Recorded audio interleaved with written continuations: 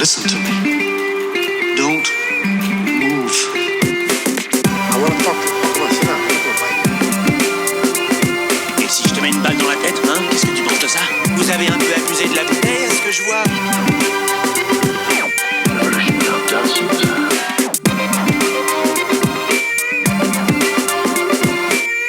The security of this nation depends on complete and total compliance.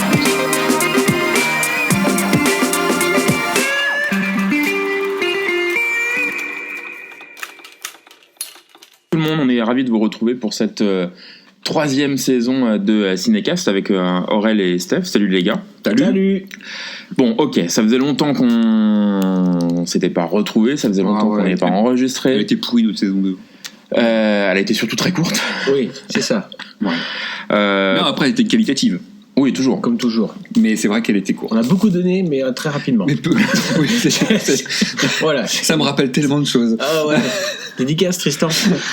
Bon, en vrai, on a été un peu pris par le temps. Ça a été un peu le relayé au second truc parce qu'on a tout simplement manqué de temps pour pouvoir voir des films ensemble. On a une vie aussi, merde. C'est ça.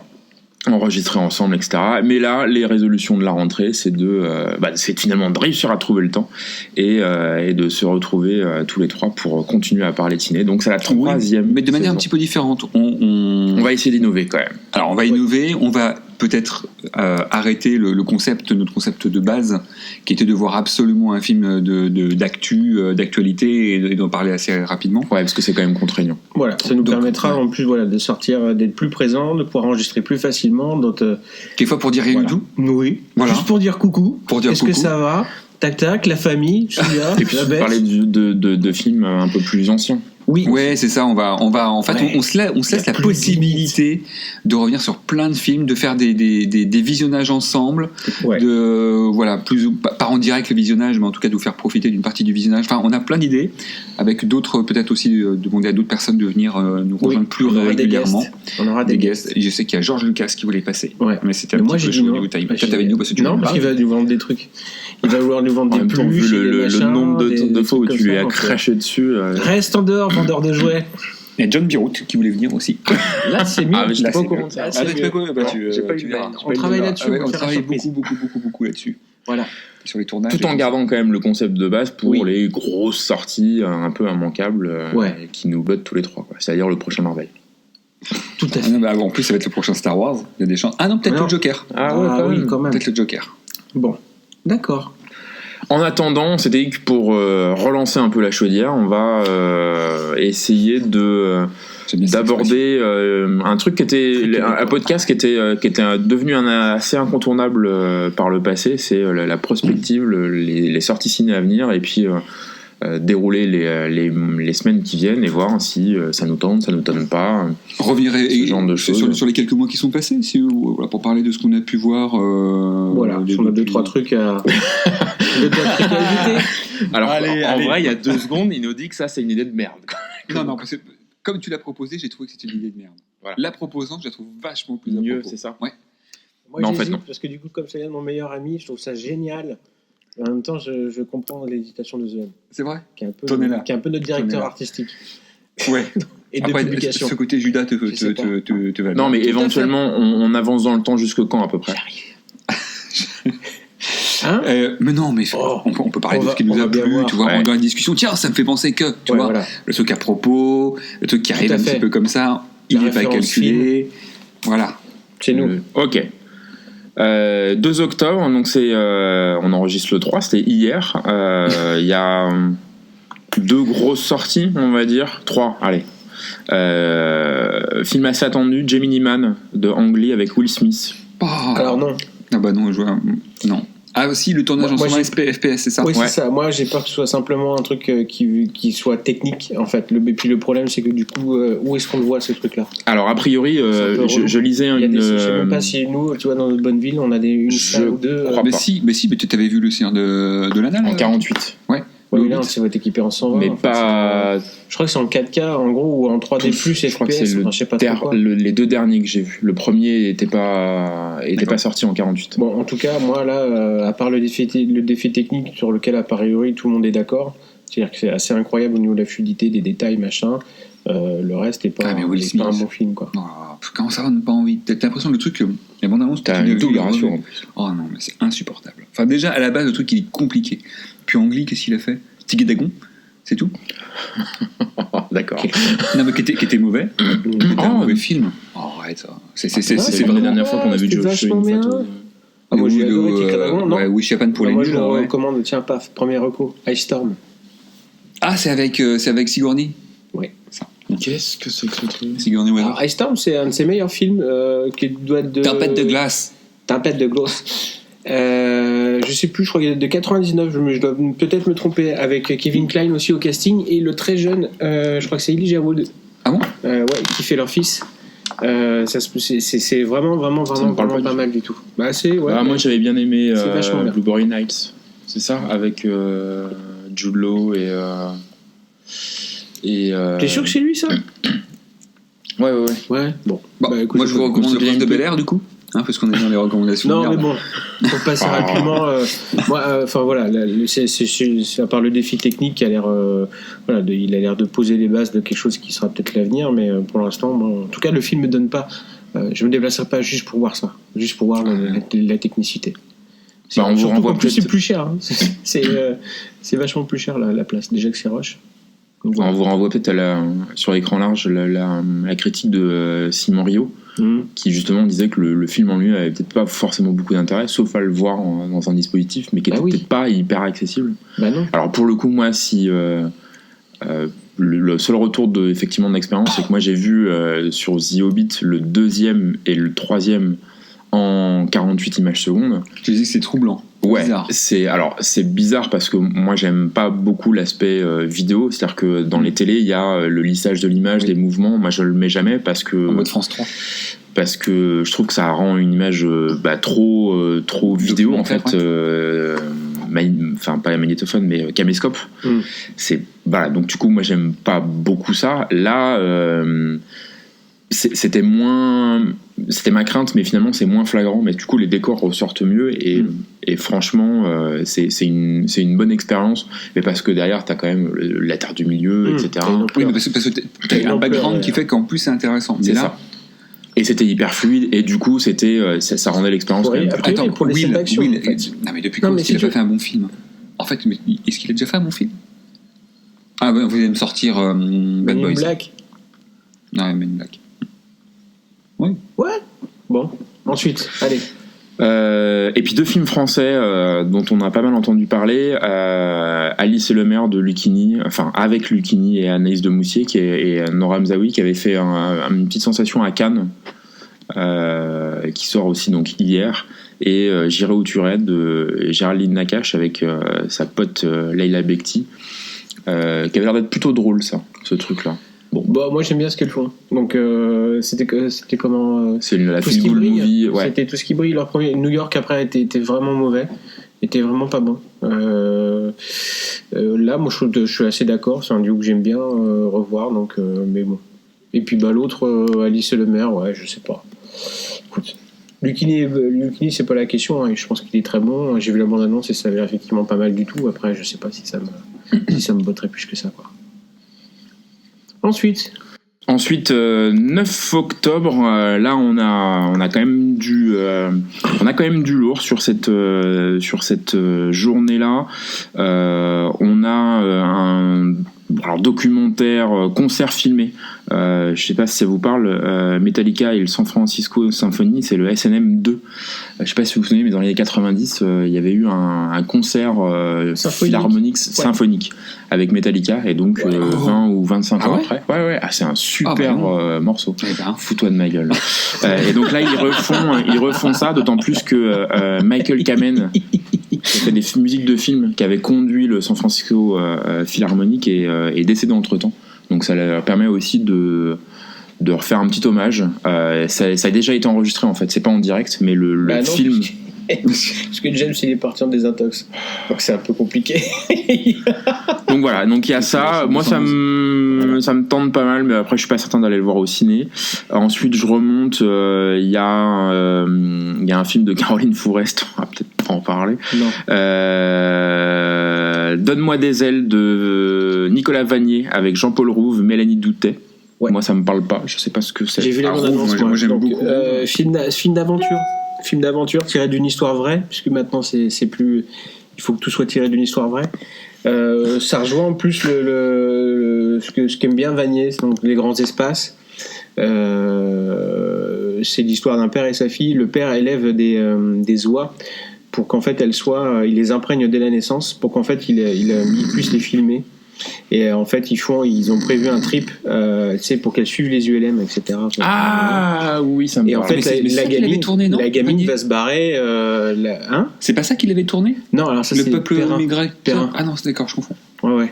Et en fait, la gamine va se barrer avec l'ULM, et en fait, elle va. Donc, c'est une espèce de poursuite, un voyage, et eux vont la suivre. Ça se passe a priori dans les pays du Nord.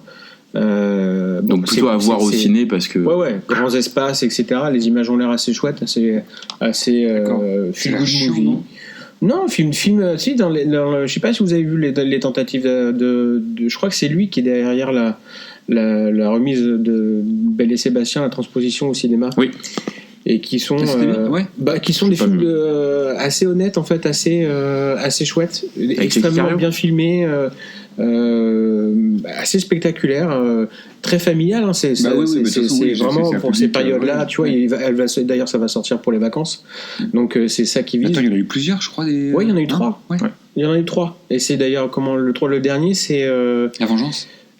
Clovis Cornillac qui le tourne lui-même, et je l'ai vu, et écoute, il s'en tire très bien. C'est vraiment, il est dans la même veine que l'autre, en jouant dedans, et en étant un personnage absolument, il fait le vilain, et il est vraiment pas mal, il s'est fait plaisir. Il y a Chambre 212 de Christophe Honoré avec Chiara Mastroianni et Vincent Lacoste. Moi, ça ne me parle pas. Et surtout, là où on veut en venir, Joker de Todd Phillips avec Joaquin Phoenix, et notamment aussi Robert De Niro, Bob. Ouais. Alors, Joker. C'est difficile de pas dire oui, parce que vu déjà dès le départ, c'était un projet qui était un peu hyper bizarre, puisqu'on te dit on fait une adaptation à part qui a rien à voir avec qui est pas dans l'univers, qui est à part, ça sera un film tout seul. On lui colle le réalisateur de Very Bad Trip. Hein. Donc tu te dis what the fuck. Et puis le premier teaser arrive, les premiers visuels. Déjà le casting. Le casting de Joaquin Phoenix, déjà on se redresse un peu, on se dit Et puis ensuite tout ça, en fait ça a fait que s'emballer. Jusqu'à Sodor à Venise. Voilà, jusqu'à effectivement ça. Ça ressemble furieusement à la forme de l'eau, hein, tu vois, sur la façon dont le truc est monté. Complètement. Ouais, ça ressemble exactement à ça. Du coup, oui, évidemment, oui. Ouais. Surtout qu'après, quand tu vois la première annonce qui fait penser, il y a une vraie filiation avec ce que peut faire Scorsese. Hein, c'est le même New York des années 70-80. C'est cité ouvertement. Tu retrouves De Niro dans un rôle qui fait penser à La Vase des Pantins. Enfin, t'as énormément de choses qui, du coup, t'as Taxi Driver aussi, la descente un peu d'un mec. Donc, quand t'as des références comme ça que t'alignes, forcément. Qui sont ouvertes en plus. Hein. Oui. Ils n'arrêtent pas de le dire sur le fait que c'est clair. Donc voilà, écoute, allons-y. Non, moi je suis extrêmement pour. Et le fait de proposer une origin story du Joker, est-ce que c'est... si tu veux, elle existe dans les. Il y a des comics qui te font plus ou moins une origin story. Pas aussi ouvertement. On a des pistes. Mais pourquoi pas? De toute façon, il a l'intelligence de le dire, c'est que de toute façon, il y a des gens qui vont passer après lui, qui réinterpréteront encore le personnage. Et donc pourquoi pas effectivement livrer ce truc-là. Donc pourquoi pas? Moi, ça me gêne pas, parce que c'est une origine pour toi. Ouais, voilà. Alors c'est pas comme ça, je crois que c'est. J'ai entendu en interview Todd Phillips, il est pas fermé à autre chose derrière. Parce qu'il sent très bien que là ça. Il sent qu'il a fait le jackpot, je pense. Ouais, donc parce que les prévisions. Après, tu vois, ce qui serait tellement de recettes sont intègre et honnête, de dire, tu vois, c'est de dire déjà, je l'écarte totalement de Batman, ce qui serait a priori c'est le cas. Ce qui serait bien. Et puis en plus, non, en fait, moi j'ai pas envie de faire autre chose. J'ai pas envie d'aller au-delà avec vous. Puisque dès quelques... Après, ça va être compliqué de pas intégrer, de pas le faire rejoindre l'univers. A priori, c'est pas prévu. Après, je te dis, a priori, c'est pas prévu tout simplement parce que t'as quelques informations. T'as Gotham, tu veux avoir du Harley Quinn derrière. Non, parce que ça se passe dans les années 70-80. Donc avec des Wayne, avec les parents Wayne encore, oui, c'est ça. C'est ouvertement en 80. C'est l'année de l'élection américaine, donc c'est 80. Donc avec les parents Wayne derrière, mais oui. Alors pour le coup, on sait que le père de Bruce Wayne est dans le film. D'accord. Et tu crois qu'on va pas voir le Moom ? Non, parce qu'en fait, la difficulté, c'est que on pressent parce que le Batman est plus jeune. Ouais. C'est Robert Pattinson qui a 33 ans et il a déjà annoncé Matrix qu'il ne vieillira pas. D'accord. Pattinson, il voulait un mec de cet âge-là. Sur un truc de détective, enfin sur l'aspect détective de Batman. Ou alors, il faudra vieillir le personnage Mais toi, je pense que ça va poser un problème. Ça colle pas. Alors, on sait pas. Dans les années 80, le mec va pas se mettre en sommeil pendant 40 ans. Enfin, tu vois. Sauf parce que le film de Matrix se passe dans les années 90. Oui. Ouais. Mais pour l'instant, on n'a pas trop de pistes par rapport à ça. D'accord. Bon, en tout cas, moi, je suis hyper pressé de le voir, ce film. Vraiment, il me conne la chatte, comme tu dis, Sven. Ah oui. Donc on est plutôt chaud. On est plutôt chaud, ouais, c'est clair. Avec juste, tiens, tant qu'on y est, regardez Beautiful Day avec Joaquin Phoenix, qui est sorti l'année dernière, en 2017. C'est très très chouette. C'est un film extrêmement bizarre avec une performance encore XXL de Joaquin Phoenix. Tant physique que sur le reste, quoi. Donc c'est vraiment très chouette. Le 16 octobre, je veux dire qu'on va un peu se faire chier quand même, hein. La vérité si je mens les débuts. Alors ça a plutôt crevé. Angry Birds, copain comme cochon. Ouais. Ah si, Maléfique, les pouvoirs du mal. Non. Voilà. Non. Le premier était pas si... Ouais, mais moi j'ai vu la bande-annonce du 2 et avec Angelina, Elle Fanning et Michelle Pfeiffer. J'aime pas Elle Fanning. Ah ouais? Oh là là. Il y a Mathias et Maxime de Xavier Dolan. Enfin. Ouais. Tu vas peut-être essayer de faire oublier. C'était très chouette cet accent. Ouais. Shaun le Mouton 2. Ouais. La ferme contre-attaque. Toujours. Tu l'avais vu toi, Shaun le Mouton, non? Oui. Je l'avais chopé, mais je l'ai pas. Alors il y aura une adaptation de Martin Eden de Pietro Marcello. Je sais pas ce que c'est. Et il y a Fahim de Pierre-François Martin Laval. Ah ouais. Avec Gérard Depardieu et Isabelle c'est Nanty. le gamin qui joue aux échecs. Putain, j'ai vu la bande-annonce, c'est abominable. Ah bon? Oh là là. Et il y a Peppa Pig fait Halloween. Ah voilà, pour toi, Mathieu. Peppa Pig. Bon, voilà, pas grand-chose. 23 octobre, là, il y a quoi, le 23 octobre? Il y a un film de Vincent Delerme, je sais pas si c'est tout le monde, avec Alain Souchon, Jean Rochefort. Ah, Jean Rochefort. Ouais. Oh là. Fanny Ardant et moi. Il y a la ressortie de Zombie au cinéma. Il y a la ressortie de La Piscine. Elle est toujours contente comme ça, Fanny Ardant et moi. Ah bah, grosso modo, il y a une grosse sortie Zombie, La Nuit des Morts Vivants, Le Jour des Morts Vivants. Ah, la bidoche. Pourquoi Alors je sais pas si c'est pas. Bah, après, une ressortie. Tiens, d'ailleurs, vous avez vu que Snyder officiellement, enfin tu vois, se remis au film son prochain film est un film de Zombard. Yep. Dans la veine de l'Armée des Morts. Non, j'ai pas. C'est sur Netflix, je crois. Ouais. L'Armée des Morts qui était vraiment, chouette. Je trouve, un des meilleurs films de zombies qui a été fait. Tu vois, la relecture. Oh putain. Alors après, avec un vrai débat, hein. Sont-ce des zombies s'il court comme ça? Comme des petits lapins. Ah non, le film était vraiment bien troussé. Moi, la séquence d'ouverture, elle est absolument terrifiante. Ouais, j'ai bien aimé le bus à la fin. Ouais. Je sais pas, moi, ce qui m'a traumatisé, c'est l'accouchement. Ah, l'accouchement? Ah ouais. Parle pas. Ah bah, alors moi, je l'ai vu qu'au cinéma. T'as un bébé zombie. Ouais. Mais moi, j'ai vu au cinéma aussi. C'est le truc peut-être le plus what the fuck du métrage. C'est vrai, pas du tout. En attendant le 23 octobre, il y a quand même Terminator Dark Fate. Non, mais on ira. C'est vrai, tu iras pas? Bah si, on ira, voilà, merde. oui, c'est le truc honteux, quoi. C'est le truc pas farouche. C'est comme quoi dans ta playlist, t'as Sous les Sunlight des Tropiques, quoi. Voilà, c'est le truc honteux. Oui, mais que t'assumes. Ou pas. Que t'assumes pas. Non, mais on ira juste pour te contester, enfin pour constater le ratage, quoi. Bah arrête, peut-être. Alors là, il y a une nouvelle bande-annonce. Ils disent que c'est bien. Sortie en russe. James Cameron dit que c'est toi. Ouais. Du coup, il a raison. James Cameron dit que c'est top. C'est pas comme si tu nous avais pas enculé la dernière fois. C'était quoi le précédent? Genesis. Ouais, il y avait pas Phil Collins dedans. Oh, c'est bien finiqué, hein. C'est bien finiqué. Qui a le dos, ce truc? Ah ouais, c'était. Et puis Cameron le défendait, effectivement. C'est vrai que c'est Alan Taylor qui avait fait ça. Je sais même pas qui a fait des épisodes de Game of Thrones. Ah ouais, bah bravo. Alan Taylor qui a fait la bataille de la nuit. Non, qui a fait beaucoup d'épisodes de Soprano. Bon, d'accord, ça va mieux. Donc Dark Fate, vous dites si, on plaisir ira, coupable, de toute façon ça va être pourri, quoi. Il y a personne. Non, qu'est-ce que tu veux attendre? Il y a objectivement, même tu vois, Linda Hamilton me fait pas parce que c'est trop tard. Vous aviez vu la série? Non. Oui, j'ai vu la série, qui était pas mal. Qui était pas mal. Hein. Ouais, moi je trouvais ça pas mal.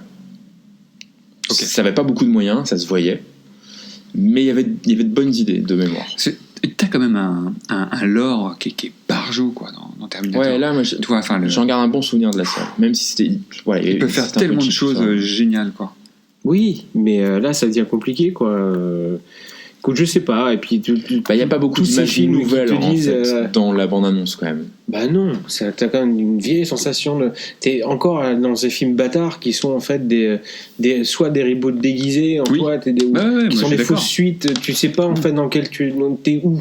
Donc parce que moi je suis d'accord, à la limite tu peux venir, même si je trouve ça toujours très limite, de dire allez le 3 et 4 c'est des films qui n'ont jamais existé, on va reprendre ce qui est un peu con parce que tu vois celui de McG est pas détestable. Ah non, le Renaissance. Il est pas détestable. Au moins il ose aller dans le futur, quoi. Voilà, c'est ça. Ouais. Donc il est pas détestable. Mais là, du coup. Non, il était plutôt sympa. Moi, j'avais bien aimé. Donc il apportait des choses intéressantes. Bon, ils ont choisi de le gommer officiellement. Les autres apprécieront. Non, c'était le 3 qui était. Je trouve que c'était le 3 avec Genesis qui était les plus gênants, les plus faibles. Jonathan Mostow. Mais là, du coup,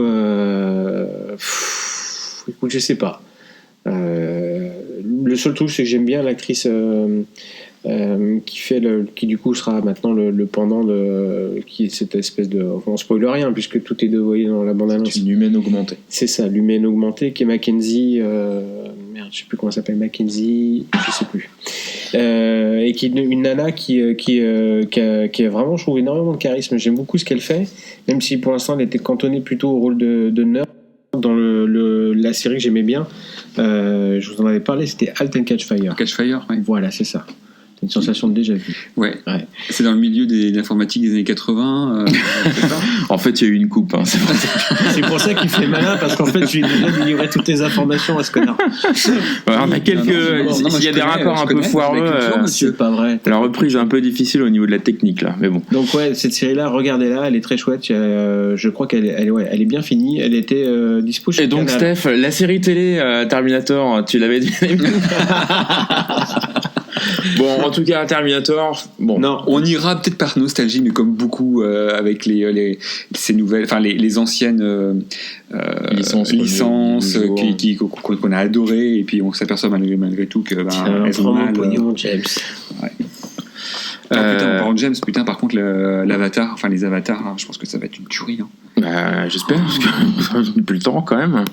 Ouais. On passe au 30 octobre, 2 grosses sorties. La première, Retour à Zombieland de Robin Fleischer, avec donc la suite de Bienvenue à Zombieland, avec le même casting, Robin Fleischer qui a commis, on va le dire ça comme ça, Venom l'année dernière. Donc on n'avait pas vu. Enfin, moi je l'avais pas vu. Non plus. Vous n'avez pas donné d'argent. Vous n'avez pas donné d'argent. Bah non, j'avais vraiment pas envie. Pourtant, il y avait 2 mardis.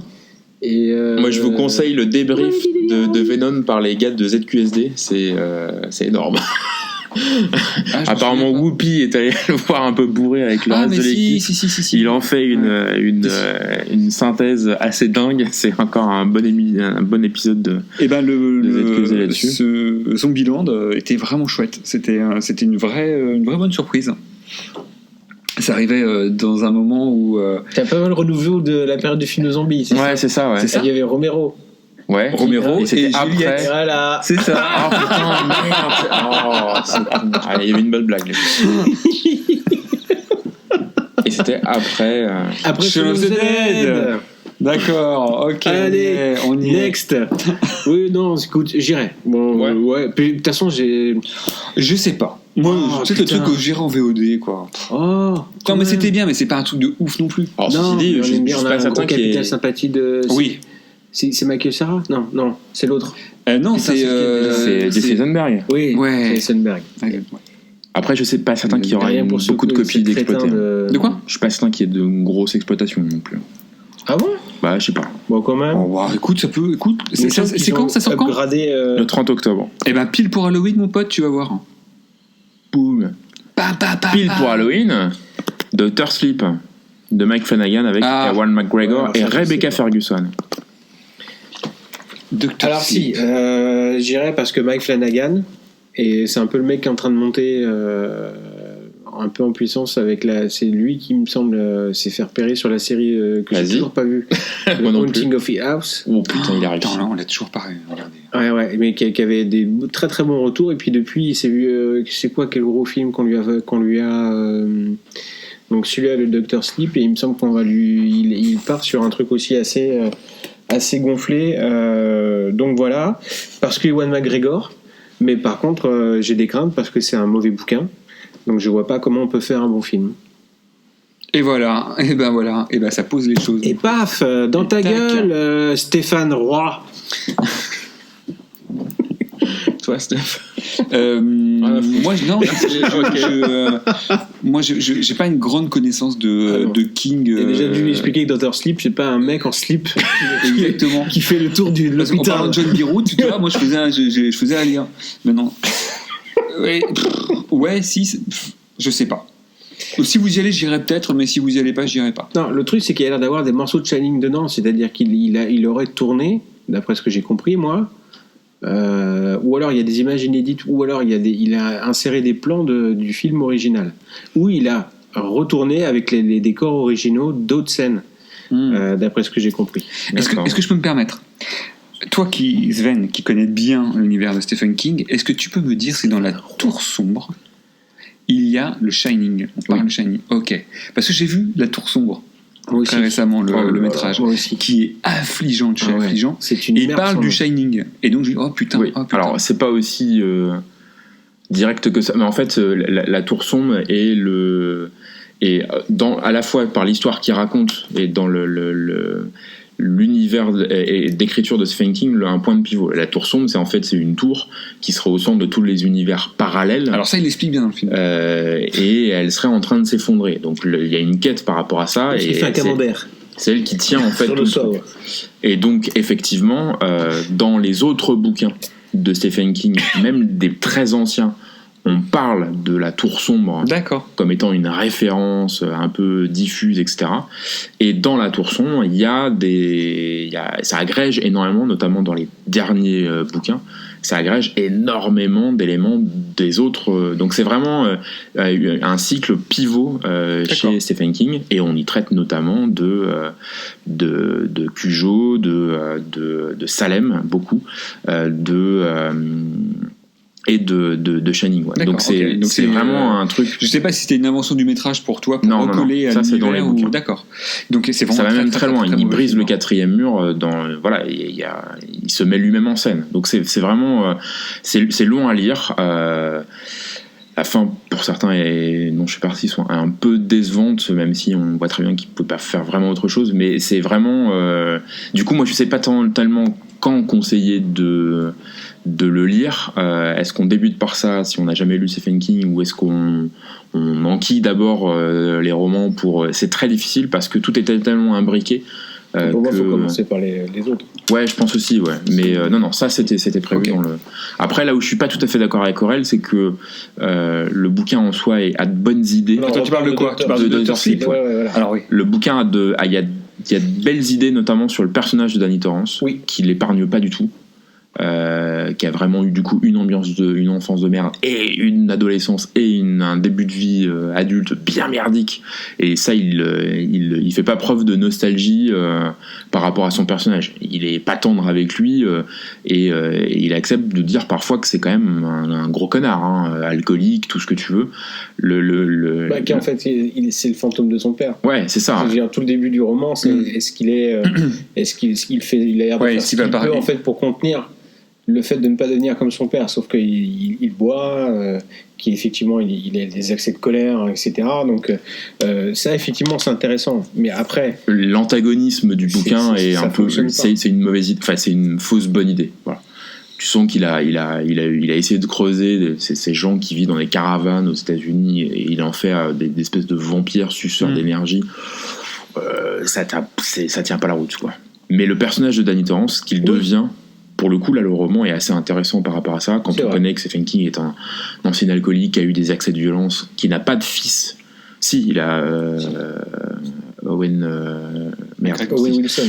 Non, qui a écrit aussi des bouquins, mais tu sens qu'il projette vachement de trucs. Il a majoritairement des filles. Enfin bref, pour cet aspect-là, le bouquin est plutôt intéressant, et moi j'attends de voir ce que va en faire effectivement Ewan McGregor dans la personnification. Là-dessus, moi je pense qu'il n'y a pas de problème. C'est pas ça encore qui va faire la difficulté, c'est que globalement c'est le matériau de base. Et puis c'est aussi l'histoire en filigrane qui est pas bonne. C'est-à-dire que, comme tu le dis, si derrière, je vois pas comment Flanagan peut transcender ces personnages, ces méchants-là, et du coup, parce que c'est ça qui fait l'intérêt du truc, c'est-à-dire que si c'est poursuivre, c'est Rebecca Ferguson. Si poursuivre Torrance, si tu veux, dans sa vie d'alcoolo, planqué dans la petite ville, machin, etc. Bon. Ça n'a pas grand intérêt. Il faut évidemment qu'il y ait une histoire derrière. Après, pour ceux qui veulent lire le bouquin avant d'aller voir le film ou inversement, en tout cas dans la version grand format, c'est une merde son nom en termes de traduction. C'est dégueulasse, c'est horrible. Je sais pas si la version de poche a été corrigée à ce niveau-là, mais ils ont rushé la traduction pour faire coïncider la sortie du bouquin à la venue de Stephen King. J'ai jamais vu une traduction ici. Ouais, en France, ouais. C'est horrible. Donc ça engage pas non plus. Oui, il y a des fautes, il y a même des fautes d'orthographe. C'est complètement dingue. Donc voilà. Alors qu'est-ce qu'on a d'autre? Pour le mois d'octobre, on arrive au bout. Là, à mon avis, en novembre, ça commence à sortir. Là. En novembre, écoute, on a un Costa Gravas, Aldut in the Room. Qu'est-ce qu'on a d'autre? On a Midway de Roland Emmerich. Qui refait son Pearl Harbor. Le trailer, toi et moi, ou l'abandon, on sait à midi où on faisait rien, on glandait comme des cons, et on a dû regarder de la merde comme ça. Ouais, c'est possible. Ouais. C'est effectivement, c'est une espèce de Pearl Harbor survitaminé. Connaissant la capacité d'Emmerich à détruire, à tout casser. Ça a l'air très fin. Je pense qu'il va fracturer la planète pendant Pearl Harbor. On parlait tout à l'heure des trucs un petit peu honteux. Mais moi, je trouve que le jour d'après Emmerich est un putain de film catastrophe, quoi. Oui. Moi, j'adore les films catastrophes, mais j'adore ce film, quoi. Il est très bien. Non, il est très bien. En plus, avec un super cast, c'est Dennis Quaid. Mais là, Midway, c'est ce qu'on a. Et puis Jack Gyllenhaal. Ah oui. Ouais, non, ils sont dans le New York qui est surgelé, là. Alors, par contre, le New York surgelé. Bah oui. Tu te crois chez Picard ou quoi? Bah attends. Et donc, Midway, là. Midway. Bah écoute, ça a l'air d'être du. Moi j'ai aucun souvenir de la bande-annonce. J'en ai. C'est en fait c'est un Pearl Harbor en fait de Bay. Donc ça va. C'est la bataille de la. Ça raconte la bataille de. Oui, mais je me souviens pas du. Et puis tu vois bien derrière avec le truc un peu patriotique, machin, etc. Et puis ça, il sait faire. Alors même s'il n'est pas du coin, lui. Bizarrement. Il veut sa carte de résident. Donne-moi la green card. Putain. Donne-moi la green card, truc. Oh le salaud. Donc c'est pas exclu qu'on aille voir ça, quoi. En mode RAB, ouais. Ça ferait une bonne sortie, ça. La belle époque de Nicolas Bedos, avec Daniel Auteuil, Guillaume Canet et Dora Pilier. Alors j'ai vu pareil la bande-annonce. J'ai pas vu parce que qui est hyper intéressante. Écoute, pourquoi pas. Le casting est quand même assez dingue. Moi, il me sort par les yeux un peu, Nicolas Bedos. Alors de savoir qui fait OSS. Qu'est-ce qu'il y a d'autre? Il y a Pavarotti de Ron Howard avec Luciano Pavarotti, Bono et José Carreras. Avec le documentaire, ça, non? Ouais, je pense que ça va être un documentaire. Ouais. C'est moche quand même de passer de solo à un documentaire sur Pavarotti. Mais tu sais qu'il Moi, a je déjà sais fait un pas. excellent documentaire il y a 2 ans sur les Beatles. Ah ouais. Bien sûr. Et bien, dans ta gueule. Que Alors j'étais voilà, allé voir, toute l'affaire, que j'étais hein. allé voir au ciné et qui était un excellent documentaire, qui était très très bien. Et ben voilà, ça m'apprendra, merci.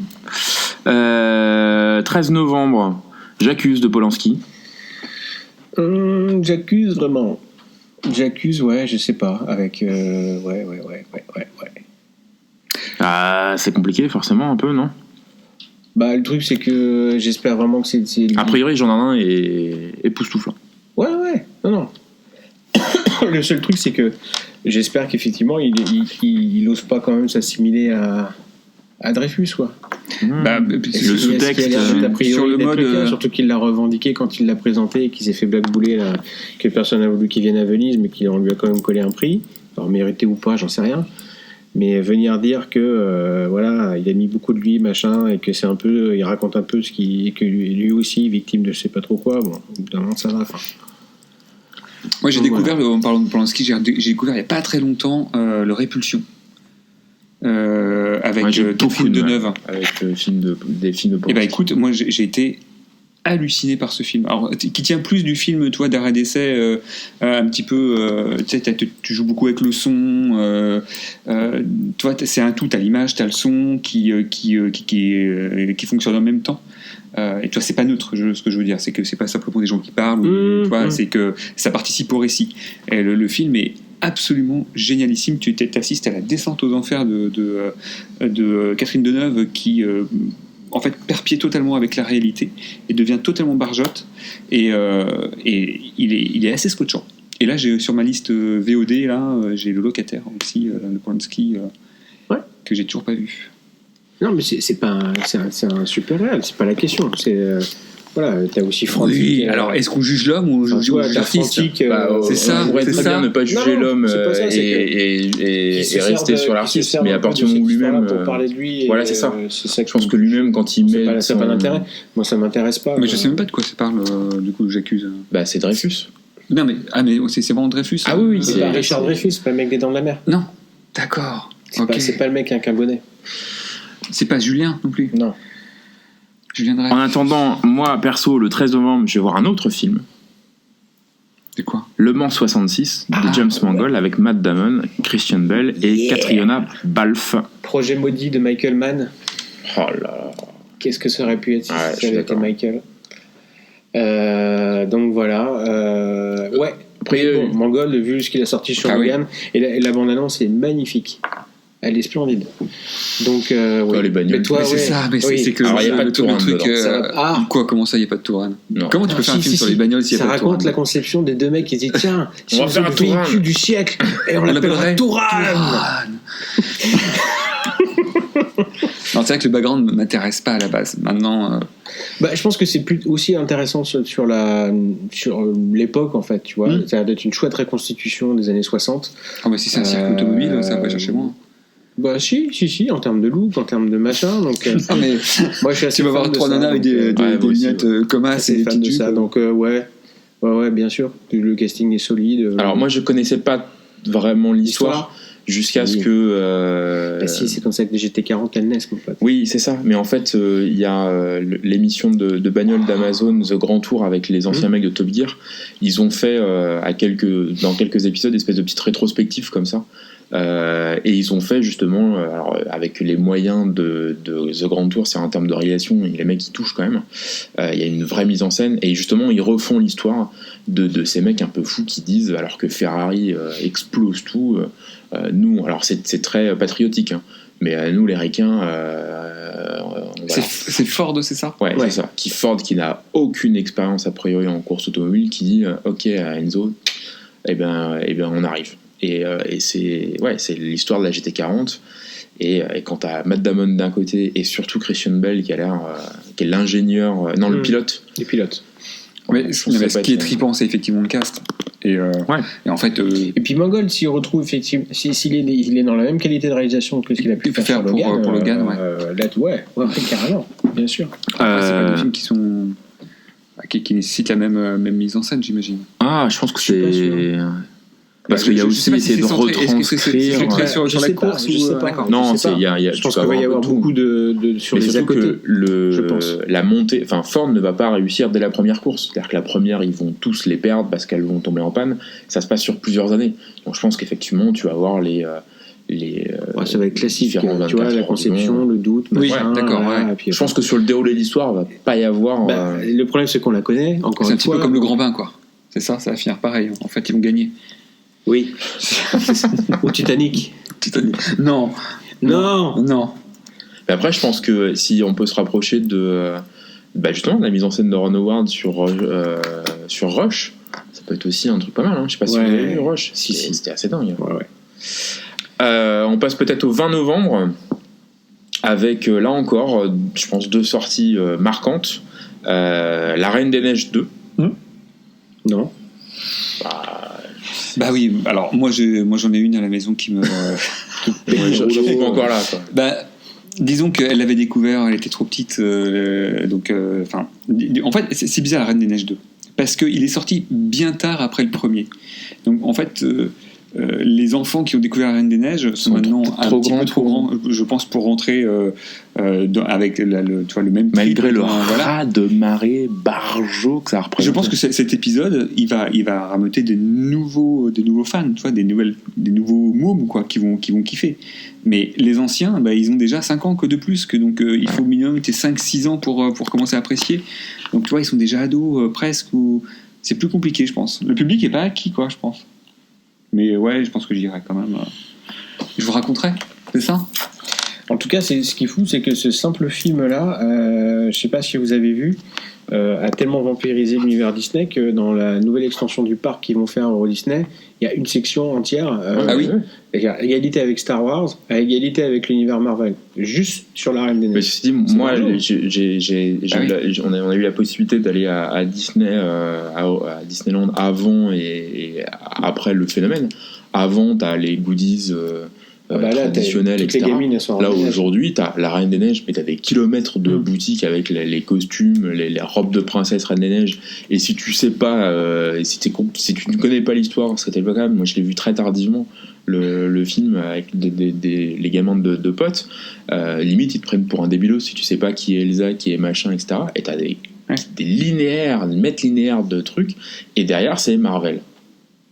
Et en fait, du coup, pour les anciens dont moi je fais partie, avec Mickey, Mais quoi tous ces trucs-là, en Mickey fait, Willis aujourd'hui, tout le merchandising qui vaut ce qu'il vaut, hein, est complètement vampirisé par ça. Et t'as les gamines qui filent pour aller chercher leur truc de la Reine des Neiges, et les autres, c'est les costumes de Spider-Man. C'est que ça. Autre sortie assez marquante, je suis pas certain d'aller voir au cinéma, mais je pense que le film peut être intéressant, c'est Les Misérables de Lajli qui est Ah oui, d'accord. Putain, je crois que c'était. Jean Valjean. Ah ouais, c'est ça. C'est ce film-là qui commence à faire une course aux Oscars. Ah, je sais pas, mais qui a priori pas mal marqué Ouais, à je crois Cannes. que c'est ça, hein. Il est dans la sélection pour représenter la France. Ouais. Oui, ouais, ça aussi j'irai le voir parce que quand on t'annonce un truc dans la lignée de la haine, C'est ça. ok, moi j'en suis. Je suis pas certain, mais Ça pourra.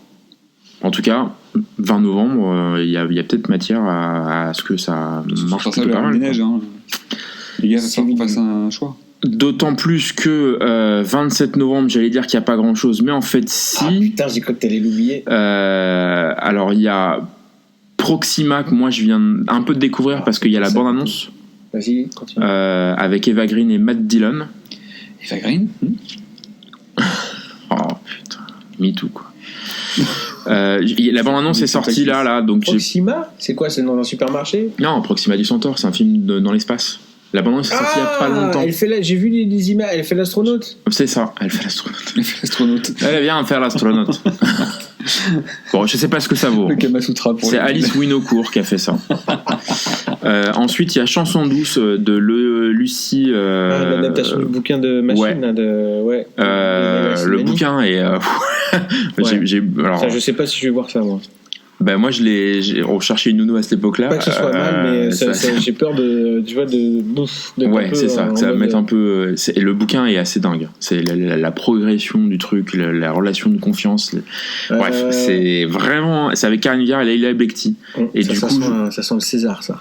Ouais, je pense que ça peut être un film intéressant, mais il vaut mieux, faut le voir dans de bonnes conditions. Ouais, Il faut c'est être ça. plutôt bien dans sa vie quand même. Last Christmas de Paul I Feig give you my heart, but the very next day avec Emilia you take Clarke it et away. Emma Thompson. This years.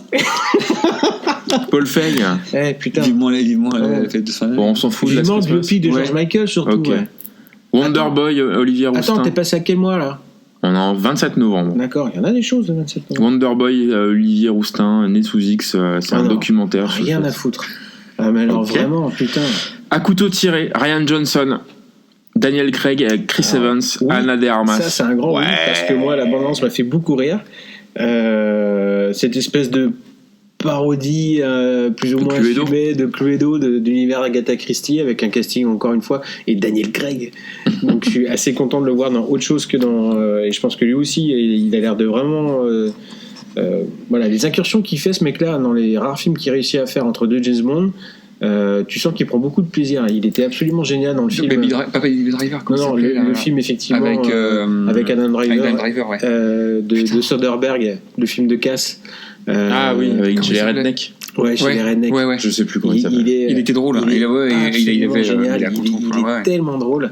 Et donc là, il a l'air encore une fois de prendre pas mal de plaisir. Il y a Henry Cavill aussi, il me semble. Là-dedans, moustache. enfin, il y a beaucoup de. Le casting est chouette. Donc là, ouais. Et les premiers retours, Je suis en assez tout cas, d'accord. les premières projections presse sont assez chaudes. Donc ouais. Et puis a carrément. priori, c'est son prochain film avant qu'il se remette sur la fameuse nouvelle trilogie Oui. de Star Wars. Bon. Et puis il y a toute ressemblance. Le premier film de Michel Denisot avec Franck Dubosc, Jérôme Commander, Katharina. Bon. Alors, j'ai Bah, vu, Dubosc- il se trouve que Dubosc en tête par, d'affiche, par un gros hasard, j'ai vu la bande-annonce avant que vous arriviez, les enfants. Elle a été balancée sur le site de Yahoo. Et, putain, et le puis, site bah, ça Yahoo. pue la merde, en fait. Voilà, c'est ça. Merci. C'est-à-dire que ça pue la merde. Non. C'est-à-dire que j'ai été très clairement, tu ne vois que Franck Dubosc. C'est un problème de Franck Dubosc. De toute façon, dans tout ce que fait Franck Dubosc, tu ne vois que Franck Dubosc. Et donc, il fait une sorte de PPDA, ça se passe dans le milieu de la télé. D'a priori, ça raconte la lutte entre la superstar de la chaîne, qui est donc le présentateur du journal de 20h, qui produit aussi, qui est omniprésent et omnipuissant sur la chaîne dans laquelle il est, et l'arrivée d'un nouveau directeur, en gros, de cette chaîne-là, qui va essayer, en fait, de lui tirer dans les pattes pour réduire, l'autre, c'est Denis Podalides, qui, lui, par contre, est absolument génial. Mais si tu veux, le truc, c'est que Dubosc, bah, tu vois que ça, en fait. C'est Dubosc avec une perruque. Et puis il est cabot, quoi, Dubosc. Bah ouais, donc cabot. là, ça fonctionne pas. Commander, moi j'aime bien Commander. J'aime bien Jérôme Commander. Ouais, alors Je là, tu trouve- vois, 30 secondes, c'est pas. Il a l'air d'être d'être dans la team en fait du présentateur, c'est-à-dire sans doute Le faire valoir, hein, ça va être le pote, l'assistant, non, ouais. enfin tu vois, ils ont l'air de bosser ensemble, peut-être son producteur ou un truc comme ça. Ouais. Donc voilà, écoute, moi je sais pas si c'est intéressant, c'est sur le milieu de la télé. On ira ça jamais, branle un jamais peu. on ira voir ça, les gars. Non, par contre, on n'ira Jamais pas on ira donner voir des. J'aime beaucoup Michel, mais pourquoi on en déjà, parle t'es assez gavé de pognon, Michel, donc je vais pas t'en donner plus. Et puis là, non. On passe en décembre. Star Wars. Non, on passe pas en décembre parce que t'as oublié quelque chose et je savais que t'allais oublier quelque chose et j'ai envie d'en parler vite avant qu'on y va. Et ben, The Irishman sur Netflix. Ah oui. c'est Ah ce que j'ai à oui. dire. 3h30 de pure Scorsese, le film 3h30. Testament. Ouais, mon pote, no limites, no limites, no budget, no limites. La bande-annonce, la dernière Voilà. bande-annonce, c'est ouf. Donc c'est tout, c'est le Putain, film. Joey Pesci, quoi. J'espère que ce sera voilà, comme ça a l'air d'être annoncé, l'espèce de film synthèse de tout le cycle qu'il a pu développer sur ça. C'est quand même le père de ce genre-là. Et donc j'ai tellement hâte de voir ce qu'il a pu faire. Voilà. Ouais, sur 3h30, par contre, c'est voilà. Mais s'il y en a bien un qui est capable de faire des fresques sur un temps comme ça, c'est lui, quoi. Donc Non, la dernière bande-annonce, c'est fou, quoi. Moi, de Pas voir de- Joey j'ai pas regardé. Pesci, ça me. j'ai pas regardé. Exprès, Les deux, je me d'avoir cache les yeux, je Bob me De cache Niro les et yeux. Joey Pesci dans le même plan, c'est fou. Ouais. Attends de les voir avec le troisième. Netflix avec Al aussi. Pacino. Donc dans un mois et quelques, je crois, c'est le long métrage Breaking Bad. Ah, El Camino. El Camino, si. La pub, la promo, et je trouve brillantissime. Ah mais j'ai pas vu. C'est quoi la pub Brillantissime. Bah, en fait, tu vois rien. T'as lui, tu sais, dans la série, à un moment donné, il se fait interroger Donc on lui demande qu'est-ce que tu peux nous dire de l'histoire. En fait, il y a 2 bandes annonces. Il y a cette bande annonce là, Oui. et du coup, il te condense en 5 minutes tout Breaking Bad, notamment la fin. Donc tous les moments, bam, bam, bam, et donc ça te replonge C'est vrai. dans tes souvenirs des chocs que tu as pu voir, et ça démontre d'ailleurs qu'il y en a, que c'est diffus dans les épisodes, et que hormis ces moments chocs, le reste c'est beaucoup de rien. Donc ce qui te rappelle aussi que c'est une série du rien, et puis de temps en temps, bam, on te met un uppercut, et puis on repart. Donc ça te replonge vraiment dans l'expérience qui a été Breaking Bad. Et la deuxième bande-annonce, c'est lui qui est dans la bagnole, probablement dans la Camino qui prend pour partir à la fin de Breaking Bad. Donc visiblement ça suit directement, quoi. Et Aaron Paul, t'as l'impression qu'il a probablement vieilli, hein, Ah, c'est ça que t'appelles la pub? oui, c'est ça, la bande-annonce. Ah, Donc, je crois que la c'était- communication d'accord, qui est mais- faite. Donc j'ai vu cette dernière, ça j'ai vu. Et ouais, t'as une espèce de continuité qui est. Et puis tant qu'on a parlé de Netflix, Six Under, Michael Bay. Patate dans ta gueule, toujours des strings tournés comme tu devrais pas les faire. De toute façon, ils sortent les grosses cartouches parce que là, il y a le Disney qui oui. arrive, là, putain. Mais ce qui est assez cool, c'est qu'en fait, il donne carte blanche au mec. Ça, c'est top, parce que le Del Toro. Quand Del Toro va arriver, je sais pas comment il. Burrito del Toro. Burrito. Donc on peut passer en décembre là maintenant. Oui, Ouais, il y a c'est Star bon. Wars. C'est vrai que j'avais oublié les Irish. Bah oui, comment Qu'est-ce que tu veux faire de plus? Alors très rapidement, 4 décembre, on sent que ça se condense un peu. Je vous en parle parce que moi je savais pas que ça allait se faire. Il y a La Famille d'âme, c'est en version en film d'animation. D'accord. Pourquoi pas. On recommandera jamais assez les deux films, Barry Sonnenfeld, surtout le 2 qui est énorme. Mais il y a surtout le 4 décembre, Brooklyn Affairs, d'Edward Norton, avec Edward Norton, Bruce Willis, Alec Baldwin, sur une bande originale très jazzy à laquelle Tom York a participé, notamment sur un morceau. La bande-annonce est chouette. Ouais, est chouette. Et on a oublié qu'Edward Norton alors il a fait un film, c'est ça, Aurel? Je suis en train de vérifier, mais oui. Je crois qu'il a fait un film qui était assez brillant. Oui. Et là, il retourne à la qui s'appelait réalisation. Au nom d'Anna. Ouais. Qui était une comédie romantique avec Ben Stiller et comment elle s'appelait c'était pas brillant. Ah si, c'était c'était non, pas mais brillant, c'est très ok, agréable à d'accord. regarder. Mais c'était un chouette film qui lorgnait beaucoup. C'était un bel hommage à voilà, t'es beaucoup dans le comment ça s'appelle, les films de Woody Allen. Ça se passe à New York, donc c'était ça. Et non, c'est très chouette. Moi j'aimais beaucoup ce film-là. En tout cas, moi la bande-annonce me tente pas mal, quoi. Ouais, là ok, je suis assez d'accord aussi. Donc ça probablement. Le 11 décembre pour l'instant, moi j'ai que Les Envoûtés de Pascal Bonizère avec Sarah Giraudot, Nicolas Duvauchel, etc. Je vois pas du tout de quoi ça parle. Je sais pas, mais en gros c'est... Et donc on jump éventuellement directement au 18 décembre, et puis je pense qu'on va arrêter là pour la projection jusqu'à la fin de l'année. Donc 18 décembre, dernière grosse sortie de l'année, l'ascension de Skywalker, le Star Wars 8 de J.J. Ça fait une Abrams. traduction québécoise. L'ascension de Skywalker, là. c'est tellement mauvais comme titre. Je sais pas, écoute, je sais pas quoi dire. Ben, tu vois, c'est bizarre.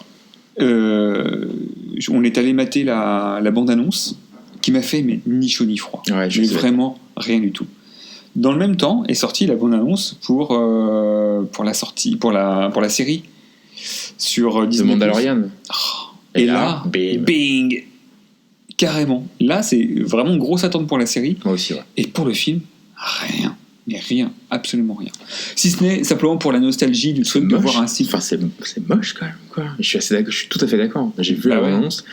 Quand le look apparaît, tu sens que t'as un peu les poils, puis en fait, tu dis. Ouais, voilà, c'est ça. Ouais. Moi, j'en attends pas grand-chose de ce film. Hein. Bon, c'est ce que je vous avais dit, les gars. C'était un débat qu'on a eu il n'y a pas très longtemps. On y va, on n'y va pas, on ira forcément. Je dis, mais les gars, on n'est même pas allé voir le Solo. On n'est même pas allé voir. Je suis désolé, il y a encore quelques années, j'y serais allé, mais j'aurais pas fait la queue, mais j'y serais allé, forcément, tout de suite. Non, mais là, ça paraît. Enfin, moi, j'irais parce que c'est quand même la clôture de l'arc qui définit toute la mythologie. Donc, on va enfin avoir normalement le bouclage de 9 films Donc voilà. Après, ça restera avec un goût, je pense, assez amer parce que. Sur 9, il y en a que 3 qui t'intéressent. Hein ? Sur 9, il n'y en a que 3 qui t'intéressent. 4 ? Moi, j'aime bien la revanche des Sith. Moi, j'aime bien c'est le dernier, sur la préquelle, sur la prélogie. C'est le dernier de la prélogie. Ouais. Le 3 dans lequel on a la transformation. Ouais, je trouve que c'est assez. Moi, Je l'ai jamais revu. Moi, je l'ai revu récemment et en fait, il est très intéressant. Il est d'ailleurs, je pense que c'est celui qui avait été le mieux accueilli des 3 et je comprends parce qu'en fait, Lucas, ça y est, une fois qu'il a posé et sa romance avec Machine et la montée de la République, etc., qui sont quand même, tu vois, très longs et très chiants dans les 2 premiers. Là, il enclenche le turbo, il part de l'a priori que tu es au courant de tout, et en fait, il tranche assez rapidement dans l'art. Et donc, en fait, le basculement, en fait, ce qui est indépendamment de la transformation d'Anakin, il y a tout le côté politique, il y a l'histoire politique, je trouve, qui est vraiment, vraiment, vraiment très chouette. Avec cette, je suis assez d'accord. Avec voilà. Déjà, on a une séquence d'ouverture qui est folle. La bataille dans l'espace, elle est dingue. Ce basculement de la République vers l'Empire en un rien de temps et sous des garanties effectivement de bonnes intentions est hyper intéressant. Et donc et puis à la fin tu as quand même tous ces derniers plans, enfin tous ces derniers affrontements sur la planète en lave là, qui est extrêmement ultra spectaculaire, qui est hyper rythmé. Je crois que tu as au moins 20 minutes de baston entre les deux. Bon, tout ça pour que l'autre il finisse en saucisse knacky, mais du coup, et puis ça clôture sur ce dernier plan d'assemblage de l'armure. Donc là aussi, c'est extrêmement mythique. Donc, sans qu'il se rapproche de son matériau de base, donc voilà, du coup, il est plus. Donc non, c'était vraiment à revoir. Donc moi, j'en dirais 4. Et après, on y va parce que c'est la fin d'un truc, c'est nostalgique. Après, de toute façon, ça va pas. On n'y va pas pour la qualité de ce qui s'est passé avant. Et t'as envie de savoir vraiment ce qui s'est passé sur les 3 derniers. Quand même un peu pour clôturer l'histoire. Là, sur les 2 derniers là. Mais vite fait. Vite fait. C'est histoire de dire que moi, ça me paraît tellement bordélique qu'en fait, je suis curieux de savoir comment ils arrivent à se démerder de ce bordel. Donc c'est plus par curiosité de savoir comment est-ce qu'ils vont rattraper, sachant que là, je sais plus, il y a un mec de Disney qui a dit qu'effectivement, ils étaient allés beaucoup trop vite. Bob Iger en fait, le patron de Disney. Ils n'avaient pas préparé plus que ça en fait le retour en fait de ce truc. Donc ce qui explique que tu puisses avoir tu regardes un film qui raconte. C'est dingue l'interview qu'il donne. Enfin il donne des interviews parce qu'il vient de sortir ses mémoires. C'est dingue. En fait, on a l'impression qu'ils ont acheté ça. Ils ont un peu gagné à la loterie. Le mec il lâche. Et puis derrière en fait, là où tu vois, ce qui est fou en fait, c'est que c'est Disney. Et que tu as la machine Marvel dans lequel, au moins jusqu'à présent, je pense que dans le bureau de Feige, tu as une espèce de vieille chronologie. Le mec, il sait à peu près où est-ce qu'il va, et c'est à peu près... Enfin, ça donne une apparence de cohérence.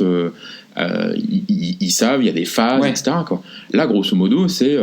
on fait le premier, on le tourne, puis après, on fait quoi ? C'est-à-dire qu'ils n'ont aucune visibilité sur ce qu'on raconte et donc du coup avoir un fil directeur, ce qui explique que Rian Johnson peut autant tordre le film pour faire les derniers Jedi à sa sauce que Abrams là commence à faire la promo et explique que il l'aurait pas fait comme ça, mais que pour autant il y avait de bonnes idées, donc tu sens qu'il est vachement emmerdé parce que qu'il récupère le truc. Le rappel d'Abrams, c'est un aveu de faiblesse. Attends, non, ça pour le premier ou pour le troisième qui sort là, le troisième. Donc en fait il va être pérave. En fait il va ressembler plus au premier. Oh putain. Tu sens que l'origine des parents de Rey, ça ne traitait pas uniquement le rien, toi. Grosso modo, ce qu'il dit, non, mais par contre, l'espèce de lien télépathique qu'ils ont dans les rêves, ça, c'était une putain de bonne idée.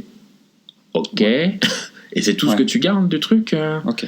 Et donc, ce qui est fou, c'est qu'effectivement, il dit, on est allé trop vite, et là où tu sens que maintenant les trilogies, elles sont pensées sur 3 films, voire tourner un briquet dans les tournages sur un briquet entre temps pour éviter qu'il y ait un acteur qui flanche, qui je ne sais quoi, etc.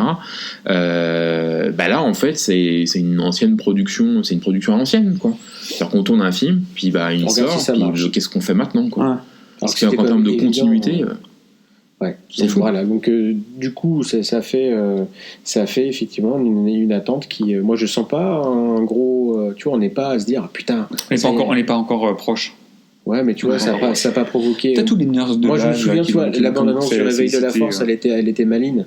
Ouais. Moi, elle m'avait collé les poils plus et j'étais comme un dingue en attendant. Là, effectivement, pas comme vous, hein, la bande-annonce, ça m'inspire à rien. Pourtant, tu vois quelques petits moments de bravoure, mais ça Et puis surtout, ça crée pas d'émotion, tu vois, quoi. c'est dans la bande-annonce, il n'y a pas de spoil, donc voilà, venez pas me tuer dessus, mais le fait qu'au dernier moment, le dernier truc que tu entends dans cette bande-annonce, c'est le rire de l'empereur. Tu dis putain, les mecs, on en est là en fait. Le seul truc que vous avez pensé à faire en fait pour essayer de nous titiller, c'est de ressortir ce vieux truc là. Donc tiens, en fait, on vous a pas dit, il est pas mort. Ok, bon, bah écoute, allons-y alors. Bon, bah ça nous promet une fin d'année. je pense que là, ils veulent clôturer le truc. Ouais, c'est ça, on en et termine, puis, Partir sur la nouvelle trilogie, mais je suis d'accord, The Mandalorian, par contre, moi ça me. Ah ouais. Vraiment, là, Alors c'est. là, ouais. Parce qu'on sort, on prend de l'air, quoi, je trouve. Ouais. Tu vois, tu prends de l'air avec les passages obligés, l'image d'ouverture où tu vois les casques des sur les troopers pics. sur des pics. Ghost of Mars. Ghost of Mars, non. exactement. Ah bah si, je lui écoute. Il a eu l'honnêteté. Même Il a moi, eu C'est la l'honnêteté de première dire- chose qui te ouais. vient en tête. Ah ouais. Allez, c'est cette Ah ouais, image est moi j'y ai dingue. pensé tout de Et suite. lui, c'est ce qu'il a sorti tout de suite. Et je me suis dit, ça veut dire que t'as de la culture, mon ami. Tout à fait. Jean Charpentier, ce message d'amour est pour toi. Bon, allez. On clôture là, c'était un peu bordélique, mais c'était surtout Oui. pour vous dire bonjour et vous dire qu'on revient. Enfin, c'est l'idée. C'est ça. Voilà. C'était long quand même. Ouais. C'était long comme C'était bonjour. long, mais c'était bon. Ouais, je sais pas, des trucs un peu plus immédiats, ou je sais pas s'il y a des trucs que Non. vous voulez parler rapidement. Il y a Non, d'Astra en ce moment au cinéma, allez le voir. Voilà, c'est tout. ok. Ouais, je pense pas qu'on va pouvoir. James Gray est un grand réalisateur. Allez-y. Allez-y, c'est vraiment extrêmement chouette. Et puis a priori, nous, on devrait peut-être, allez, on va essayer de se fixer Joker pour en traiter. Ouais, la semaine Ouais. prochaine ou l'autre Ouais. semaine ou Ouais. plus tard. Ouais. Allez, zou. Bon. The Predator, c'est de la merde. C'est tout. Et pourquoi Et dans ton cul, chez le Black. Escroc. Comme Lucas, toi, t'aimes personne. Allez, Zag. À plus tard. Bon, les en gars. tout cas, c'était très cool de vous revoir, les gars. J'espère que ceux qui auront tout ça dans les oreilles, vous aurez la même joie de nous retrouver que nous, en tout cas, de nous retrouver autour d'un micro. C'était bien cool. Et puis, on vous embrasse et allez au ciné et regardez toi des qui films. embrasse. Et... Oh. C'est toi. C'est mignon, Avec on la s'embrasse voix. tous les trois. Allez, Allez, coupe le micro. allez, salut. Listen to me. Don't move. I want to talk to you. Come on, sit down. Et si je te mets une balle dans la tête, hein, qu'est-ce que tu penses de ça? Vous avez un peu abusé de la bouteille, est-ce que je vois?